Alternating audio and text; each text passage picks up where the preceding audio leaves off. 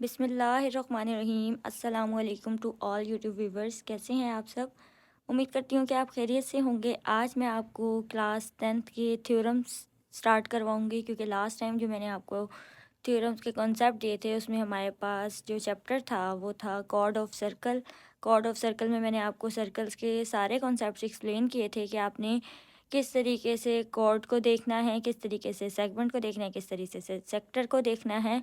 तो चलते हैं आज हम अपने फर्स्ट थ्योरम की तरफ, जो कि क्लास 10 से है। लेकिन उससे पहले मैं आपसे रिक्वेस्ट करती हूँ कि मेरे चैनल को लाइक कर दें, सब्सक्राइब कर दें और अपने फ्रेंड्स के साथ ज़रूर शेयर कीजिएगा। इसके अलावा बेल आइकन को प्रेस कर लें ताकि आपके पास जो हम नेक्स्ट वर्क करें वो उसका भी नोटिफिकेशन शो हो जाए और आपका कोई भी कॉन्सेप्ट जो है वो 10th क्लास की मैथ से रिलेटेड जो हो वो मिस ना हो।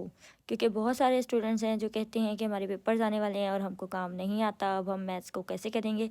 तो हम बना लेते हैं मैथ को बहुत से आसान तरीके से, किस तरीके से कर सकते हैं। थ्योरम्स मैंने आपको इसलिए स्टार्ट करवाए हैं क्योंकि थ्योरम्स का जो आपने कंपलसरी अटैम्प्ट करना होता है क्वेश्चन, इसलिए हमने थ्योरम से ही स्टार्ट लिया है।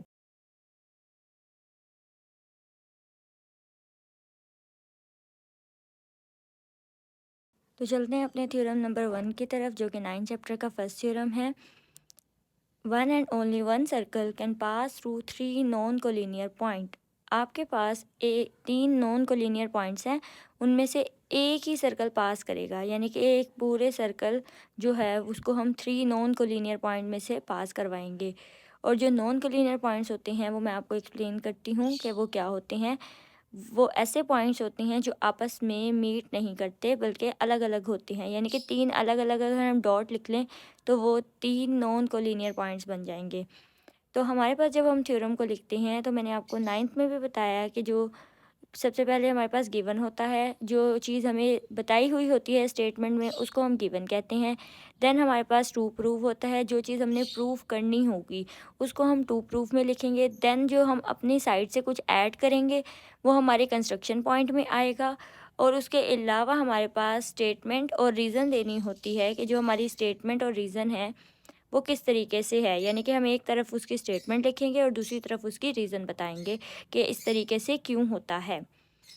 तो सबसे पहले गिवन को पढ़ लेते हैं। A B and C are 3 non collinear points in a plane. हमारे पास ए बी और सी 3 नॉन कोलिनियर पॉइंट है एक प्लेन में। ए बी एंड ये सी, ये 3 नॉन कोलिनियर पॉइंट्स हैं। नेक्स्ट हमारे पास टू प्रूफ है। टू प्रूफ में हमने देखना है कि one and only one circle can pass through 3 non collinear point A B and C. हमारे पास एक सर्कल में 3 पॉइंट्स में से एक ही सर्कल को पास करवाना है हमने, तो यही हमारा टू प्रूफ बन जाएगा।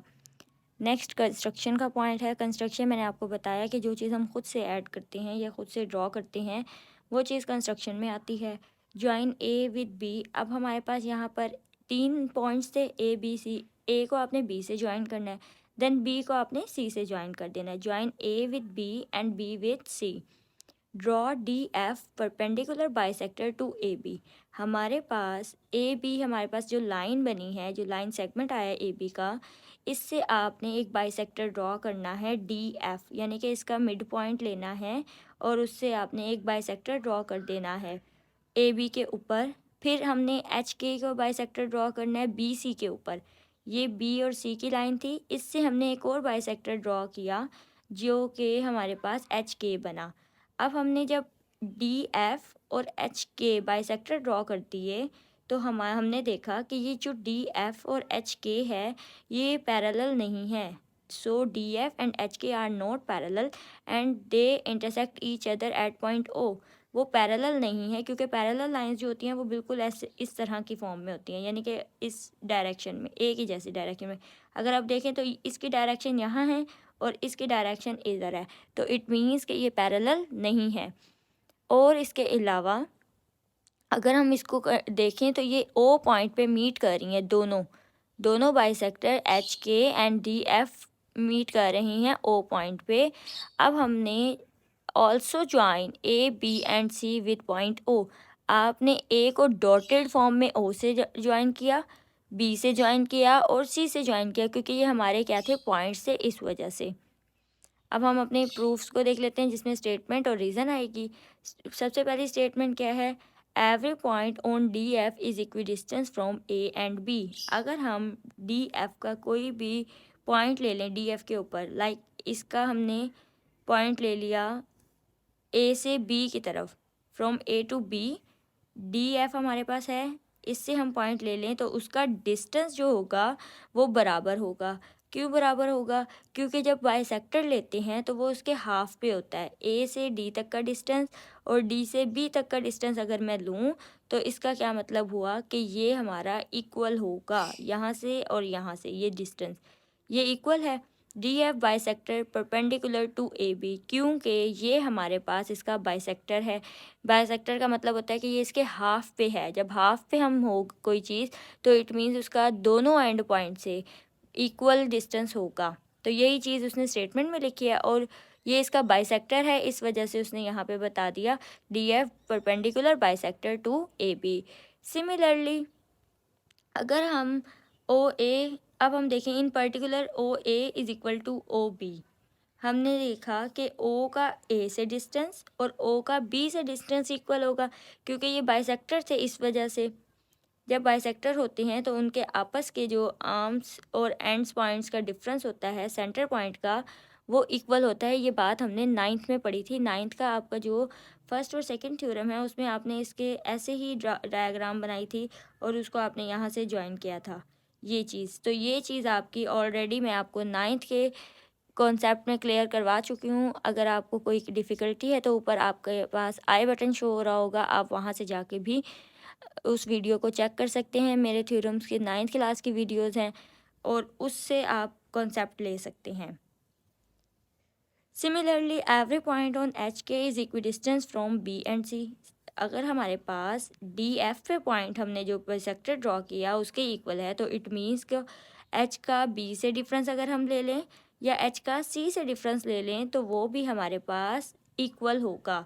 और ओ से बी का डिफरेंस और ओ से सी का डिफरेंस भी इक्वल होगा, क्योंकि ये हमारे बाइसेक्टर पे है। इस वजह से H K is perpendicular bisector to B C, यानी कि ये इसके हाफ पे है। सिमिलरली वही पॉइंट है, बस आपने उसकी जगह पे वैल्यूज़ को जो है वो चेंज कर देना है। ए डी एफ की जगह पे एच के आ जाएगा। O B is equal to O C. Now O is the only point common to DF and HK which is equidistant from A, B and C. अब O हमारे पास एक ऐसा सिंगल पॉइंट आ गया जिसको हम देखें तो वो A से B से और C से डिफरेंस पे है। और अगर हम इनको देखें इक्विडिस्टेंस है, अगर हम इनको देखें तो यहाँ पे हमारे पास बनता है O A is equal to O B is equal to O C. वो हम कैसे लिख सकते हैं? अगर मैं इस वाली इक्वेशन को 1 को और इस वाली इक्वेशन को 2 को देखूं तो ये हमारे पास बनेगा O A is equal to O B,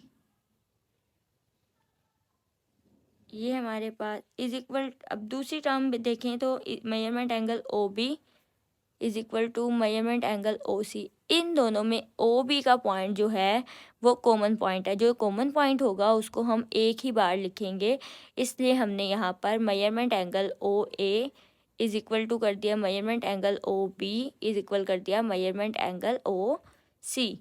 line segment की O A is equal to O B is equal to O C. ये हमने 1 और 2 को यूज़ करते, ये 1 और ये वाली 2, इन दोनों को यूज़ करते हुए लिखा। तो इसकी रीज़न में यूजिंग 1 एंड 2 आएगा। अब हमने देखा था कि ओ एक सिंगल पॉइंट बन गया था जिससे तीनों का डिस्टेंस इक्वल आ रहा था। However there is no such point except O, यानी कि हमारे पास ओ के अलावा कोई ऐसा पॉइंट नहीं है जो तीनों को एक ही इक्विडिस्टेंस पे रखे। तो ओ ही हमारे पास एक ऐसा पॉइंट आ रहा है। Hence a circle with centre O, तो हम कह सकते हैं कि वो सर्कल जिसका सेंटर पॉइंट ओ हो और radius O A will pass through A B and C, और जिसका रेडियस जो है वो ओ ए है वो ए में से भी पास होता है, बी से भी पास होता है और सी से भी पास होता है। Ultimately, there is only one circle which passes through three given point A, B and C. जब हमने देखा कि एक O और OA रेडियस के साथ A, B, C तीनों से पास होता है तो इसको हम कहेंगे कि ये सिर्फ एक ओनली वन सर्कल है जो कि तीनों नॉन कोलिनियर पॉइंट में से पास होता है। तो हमने प्रूफ में भी यही बात बतानी थी कि one and only one circle can pass through 3 non collinear point A, B and C. तो यहाँ पर हमने उसी को प्रूफ कर दिया। ये था हमारे पास क्लास 10th का फर्स्ट थ्योरम। नेक्स्ट मैं आपको इसका सेकंड थ्योरम समझाऊंगी। और अगर आपको कोई डिफ़िकल्टी है तो आप मुझे कमेंट सेक्शन में पूछ सकते हैं। और इससे पहले जो मैंने सर्कल के कॉन्सेप्ट समझाए हैं, अगर आपको वो भी चाहिए तो आप इसके जो एंड स्क्रीन पे आपके पास जो वीडियो शो हो रही है वो आपके सर्कल के बेसिक कॉन्सेप्ट्स है, जो कि डेफिनेशन से रिलेटेड है। और आपके लास्ट के जो एग्ज़ाम का लास्ट पार्ट होता है शॉर्ट क्वेश्चन का, उसमें आपकी डेफिनेशंस ही आती हैं, तो आप उसको वहाँ से कर सकते हैं। ताकि आप अगर और इसके अलावा भी अगर आपको कोई मसला है तो आप इसको कमेंट सेक्शन में पूछ सकते हैं। नेक्स्ट वीडियो तक के लिए अल्लाह हाफिज़। मेरे चैनल को सब्सक्राइब कर दें, लाइक कर दें और शेयर भी कर दें। Thank you.